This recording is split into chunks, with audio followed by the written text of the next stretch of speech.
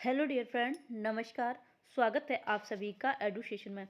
उत्तर प्रदेश अधीनस्थ सेवा चयन आयोग लखनऊ के द्वारा विज्ञापन जारी किया गया है। ये विज्ञापन कनिष्ठ सहायक मुख्य परीक्षा के लिए है और विज्ञापन की प्रकाशन की जो तिथि है वो 26 नवंबर 2024 को विज्ञापन जारी किया गया है। वहीं पर जो आपके फॉर्म हैं वो 23 दिसंबर से जो है इसका ऑनलाइन होना एवं शुल्क जमा होना प्रारंभ हो जाएगा। ऑनलाइन आवेदन जो इसे सबमिट करने की जो अंतिम तिथि है वो 22 जनवरी रखी गई है। यानी कि लगभग 1 महीने का समय जो है वो आपको ऑनलाइन फॉर्म में दिया जाएगा। शुल्क समायोजन एवं आवेदन में संशोधन की अंतिम तिथि जो है वो 29 जनवरी 2025 रखी गई है। यहाँ पर जो अदर योग्यताएं क्या रहेगी, इसके साथ साथ आपकी फीस कितनी लगनी है, लगभग कितना परसेंटाइल जो है आपका है, तो आप इसके लिए ज़रूर अप्लाई करें। यहाँ पर जो है आपका शुल्क समायोजन वगैरह फीस जो है वो कितने दिन की है, ये सारी चीज़ें जो है वो आपकी क्लियर हो चुकी हैं। पदों की संख्या की बात की जाए तो पदों की संख्या जो है वो आपकी 2702 पद यहाँ पर दिए गए हैं, जिसमें से 2568 पद जो है वो सामान्य चयन है और 134 जो है वो विशेष चयन जो है यहाँ पर दिए गए हैं। और इसके लिए जो योग्यता है वो भारत के नागरिक, आप किसी भी राज्य के रहने वाले हैं, आपने यदि पैट को UP triple S C PET का एग्ज़ाम दिया है और उसमें आप कुछ ना कुछ अंक जो है आपने प्राप्त किए हैं, तो आपके जो है यहाँ फॉर्म अप्लाई कर सकते हैं। नॉर्मलाइज स्कोर जो है वो शून्य या उससे कम नहीं होना चाहिए। यदि आपने एक भी अंक प्राप्त किया है तो आप इसके लिए अप्लाई कर सकते हैं। यहाँ पर आप देख सकते हैं कनिष्ठ सहायक मुख्य परीक्षा जो है इसके लिए शॉर्ट लिस्टिंग जो है उनके प्रारंभिक अर्हता परीक्षा, यानी कि जिसने भी पैट का फॉर्म अप्लाई किया था, पैट का एग्जाम दिया है, उसी के स्कोर कार्ड के आधार पर की जाएगी। जो लोग पैट की परीक्षा में नहीं बैठे हैं वो इसके लिए फॉर्म ऑनलाइन नहीं कर सकते हैं। केवल वही अभ्यर्थी ऑनलाइन आवेदन कर सकते हैं जिन्होंने पैट परीक्षा में प्रतिभाग किया था। आगे चलेंगे और इसमें जीरो या जीरो से कम है तो आप अप्लाई नहीं कर सकते हैं। यदि आपने कोई भी स्कोर जो है लिया है, प्राप्त किया है, तो आप इसके लिए आवेदन कर सकते हैं।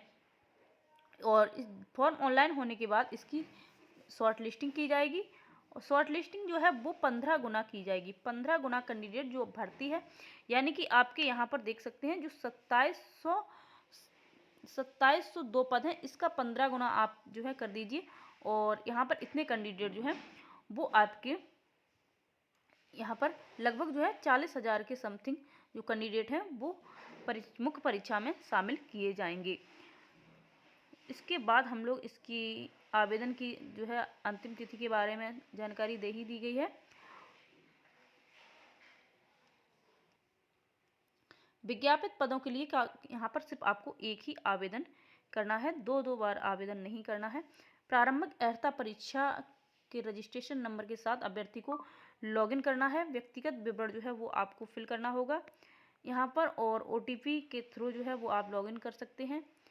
यहाँ पर जो लॉगिन करने के अभ्यर्थी को प्रारंभिक अर्हता परीक्षा 2023 की दर्ज की गई अपनी व्यक्तिगत सूचनाएं जो जैसे कि नाम, पिता का नाम, माता का नाम, उत्तर प्रदेश का निवासी होने संबंधी विवरण, श्रेणी EWS क्षैतिज आरक्षण से संबंधित विवरण जो है, जन्म तिथि, लिंग, वैवाहिक स्थिति, संपर्क हेतु मोबाइल नंबर, ईमेल आदि विवरण स्वतः जो है वो प्रदर्शित होंगे। इसमें आपको कोई भी चीज़ फिल नहीं करनी है। आगे जो है इसके फोटो और हस्ताक्षर के संबंध में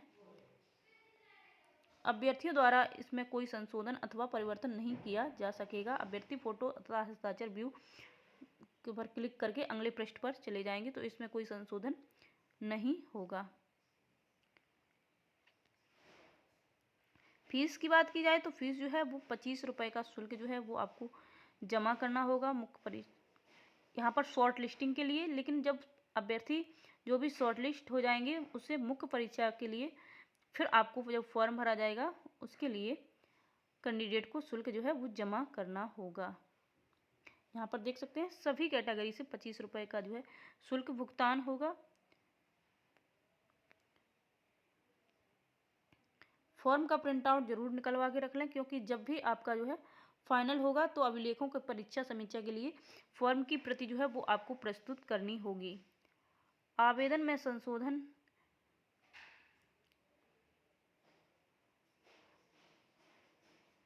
की अनुमति नहीं दी जाएगी। जिसमें कि नाम में गलती है तो नहीं सुधरेगा, नाम पिता का नाम, पति का नाम यदि गलत है तो नहीं सुधरेगा। पत्राचार का पता जो है वो आपका सुधार नहीं होगा। ईडब्ल्यूएस एवं क्षेत्र आरक्षण की श्रेणी जैसे कि पीएच खिलाड़ी, इनमें सुधार नहीं होगा। जाति की श्रेणी में सुधार नहीं होगा, जेंडर में नहीं होगा। आवेदन में अनुमान अहर्ता जो अधिमानी है संबंधी दर्ज किया गया विवरण जो है उसमें अब संशोधन आपका नहीं हो सकता किसी भी कंडीशन में।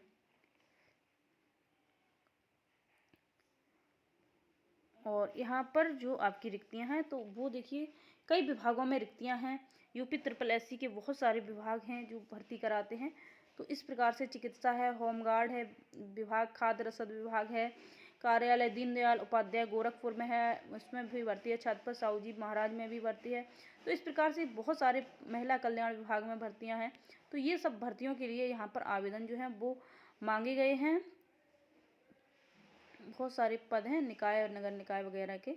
तो इन सभी में जो है थोड़े थोड़े कहीं कम है कहीं ज़्यादा है। तो इन सभी पदों के लिए भर्तियां जो वो की जा रही हैं। और ये आरक्षण के संबंध में यहाँ पर दिया गया है किस प्रकार से आरक्षण दे होगा और कौन कौन से डॉक्यूमेंट्स जो हैं वो लगेंगे आपके।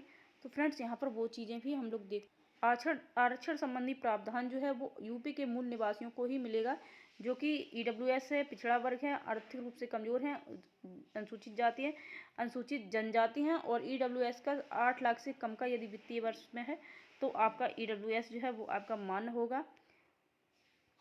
जो लड़कियां हैं शादीशुदा हैं तो वो उत्तर प्रदेश की महिलाएं अभ्यर्थियों के मामले में पिता पक्ष से निर्गत जाति प्रमाण पत्र आपका मान्य होगा। तो इसे आप बनवा लें समय रहते, क्योंकि फिर आपका जो है जो आप फिल करेंगे वही होगा। और इसमें अधिमानी अहर्ता क्या है तो 10+2 होना जरूरी है, ये आप देख सकते हैं। इसके साथ साथ दो हिंदी और अंग्रेजी टंकण में क्रमशः 25 शब्द प्रति मिनट और 30 शब्द प्रति मिनट की न्यूनतम गति होना आवश्यक है। डोइक द्वारा जो आपका ट्रिपल-सी होता है उसका प्रमाण पत्र जो है आपके पास होना जरूरी है, ये आपकी योग्यता है। अधिमानी अहर्ता में जो प्रदेश में न्यूनतम 2 वर्ष की अवधि तक यदि आपने सेवा की है और राष्ट्रीय क्रेडिट कोड में बी प्रमाण पत्र यदि प्राप्त किया है तो ये अधिमानी अहर्ता रहेगी। आयु की बात की जाए तो आयु जो है वो 18 से 40 वर्ष जो है वो ली जाएगी और बाकी की सभी कैटेगरी को छूट जो है जिस प्रकार से दी जाती है वही आपकी इसमें भी रहेगी। लिखित परीक्षा का पाठ्यक्रम जो है वो आपका जारी किया गया है, उसका यहाँ पर जो है वीडियो हम नेक्स्ट वीडियो में आपको दिएंगे जहाँ पर भी जो है। और यहाँ पर आप देख सकते हैं लिखित अभ्यर्थी जो है उत्तर प्रदेश विभाग लिपि की संवर्ग नियमावली जो है आपकी जो दी गई है के प्रावधानों के अनुसार अभ्यर्थी को की जो है हिंदी और अंग्रेजी टंकण में क्रमशः 25 शब्द प्रति मिनट और 30 शब्द प्रति मिनट की न्यूनतम गति होना भी आवश्यक है। जिसके परीक्षण हेतु परीक्षा के द्वितीय चरण में लिखित परीक्षा के अंकों के आधार पर शॉर्टलिस्ट किए गए अभ्यर्थियों की टंकण दक्षता परीक्षा का आयोजन किया जाएगा जो कि अहर्कारी की प्रकृति की होगी। यानी कि आपकी जब मुख्य परीक्षा हो जाएगी उसमें जो भी कैंडिडेट क्वालिफाई होंगे उन्हीं की टंकण परीक्षा कराई जाएगी, सभी की नहीं कराई जाएगी। सभी की टंकण परीक्षा नहीं कराई जाएगी। जब आप क्वालिफाई हो जाएंगे उसके बाद आपकी टंकण की परीक्षा होगी और उसके बाद जो है जो आपकी मेरिट की लिस्ट है वो बनाई जाएगी। तो यहाँ पर अभी एग्ज़ाम की डेट नहीं जारी हुई है, एग्ज़ाम की डेट बहुत जल्द जारी हो जाएगी। तो वहाँ पर भी आप देख सकते हैं। और 15 गुना कैंडिडेट जो हैं वो यहाँ पर बुलाए जाएंगे कट ऑफ परसेंटाइल के लिए। और वैसे एक ही दिवसीय परीक्षा है और यदि कैंडिडेट संख्या ज़्यादा होती है तो 2 दिवस में जो है ये परीक्षा कराई जा सकती है। जो उत्तर प्रदेश के मूल निवासी नहीं है उनको छूट नहीं मिलेगी आयु सीमा में अथवा किसी भी प्रकार के आरक्षण में। तो फ्रेंड्स ये कंप्लीट इन्फॉर्मेशन आप लोगों की हो गई और इसके साथ साथ इसका नेक्स्ट वीडियो आपको सिलेबस का मिल जाएगा। मिलते हैं नेक्स्ट वीडियो के साथ। Thank you.